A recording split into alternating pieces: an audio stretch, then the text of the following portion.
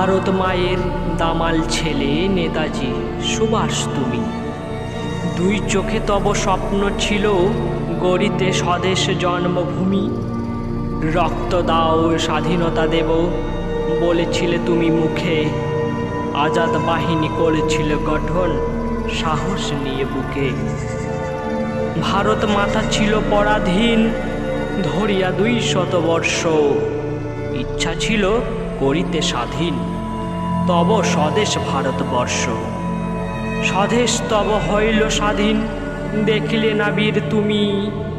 ত্রিবর্ণ পতাকা উড়িছে আজি স্বাধীন ভারত ভূমি। তোমার আসন শূন্য আজি কে পূর্ণ করিবে কে বা। ফিরে এসো এসো ফিরে করিবারে দেশের সেবা।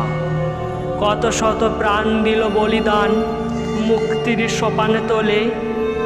মার তরে দেশবাসী আজি ভাসিছে অশ্রু জলে। স্বদেশের লাগি স্বাধীনতা তরে করিলে তুমি সংগ্রাম।